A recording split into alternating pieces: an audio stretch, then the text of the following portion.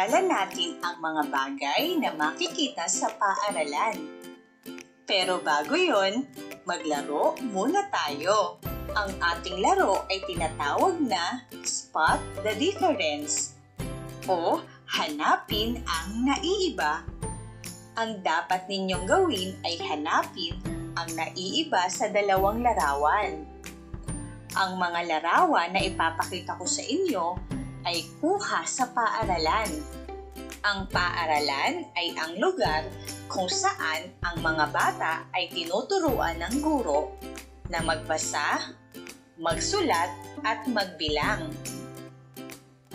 May iba't ibang lugar sa paaralan tulad ng silid-aralan, silid-aklatan, computer room, kantina, klinika ng paaralan, tanggapan ng punong guro, at palaruan. Sa bawat lugar na ito, mayroon tayong iba't ibang bagay na makikita dito. Tara, simulan na natin! Pagmasdan ang silid-aralan. Ano ang naiiba? Mapa ng Pilipinas. Tama! Sa larawan A ay mayroong mapa ng Pilipinas na nakadikit sa pader, samantalang sa larawan B ay wala. Ang mapa ay isang larawan o representasyon sa papel ng isang lugar na maaaring kabuuan man o bahagi lamang nito na nagpapakita ng pisikal na katangian, mga lungsod, kabisera, mga daan at iba pa. Pagmasdan ang silid-aklatan. Ano ang naiiba? Bookshelf. Tama! Sa larawan A, ang bookshelves ay dalawa. Isa, dalawa. Samantalang sa larawan B ay isa lamang.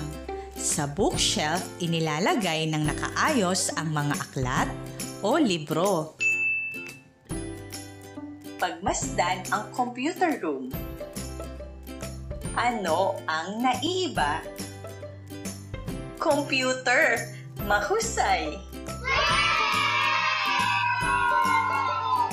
Sa larawan A ay mayroong mga computer, samantalang sa larawan B ay wala. Ang computer ay ginagamit sa maraming paraan. Maaari nyo itong magamit para makapagpadala ng elektronikong liham, email, o sulatroniko, makaguhit, at makapagsuma. Ang computer ay maaaring makatulong sa iyong pag-aaral.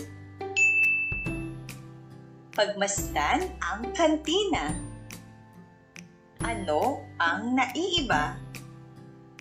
Sandok! Tama! Sa larawan A ay walang sandok na hawak ang tindera, samantalang sa larawan B ay mayroon. Ang sandok ay ginagamit para masandok o makuha ang pagkain. Pagmasdan ang palaruan. Ano ang naiiba?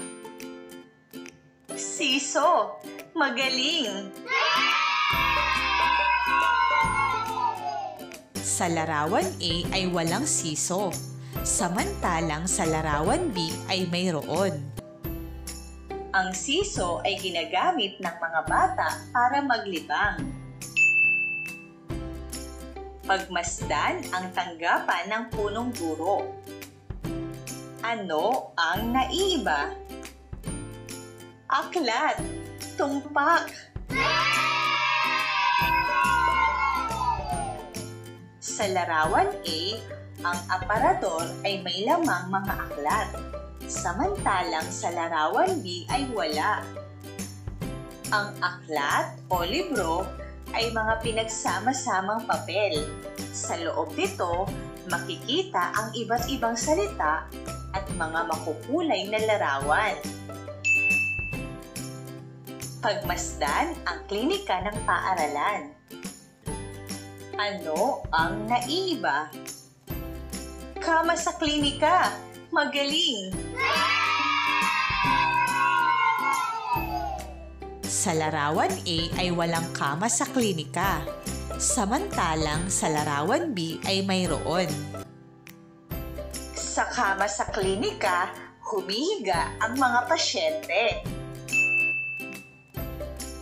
Nagustuhan niyo ba ang ating laro? Magaling!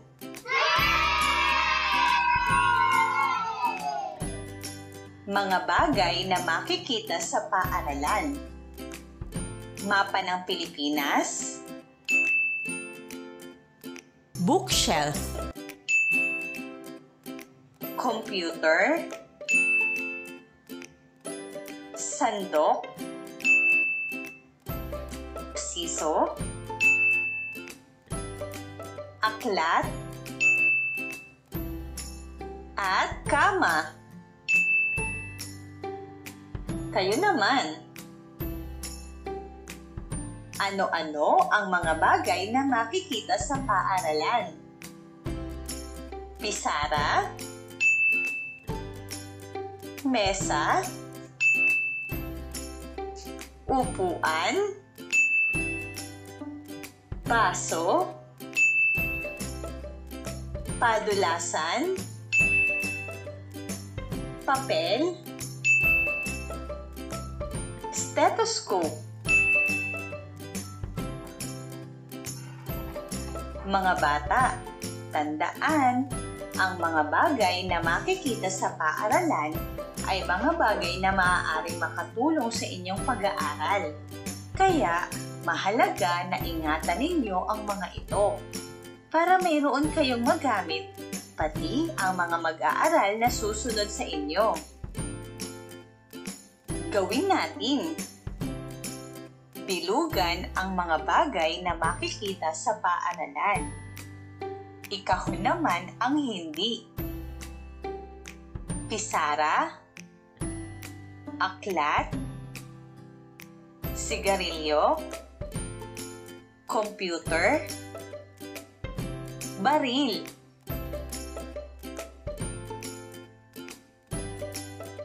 Mga bagay na makikita sa paaralan. Pisara, aklat, at computer. Mga bagay na hindi makikita sa paaralan.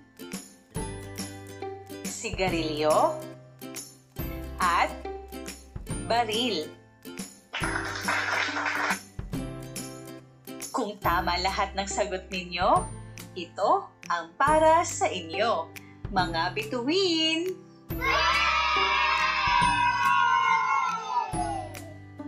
Pagyamanin.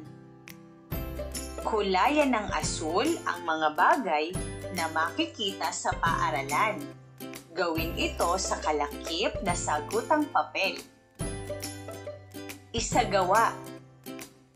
Lagyan ng X ang mga bagay na hindi makikita sa paaralan. Gawin ito sa kalakip na sagutang papel. Hanggang sa muli! Paalam!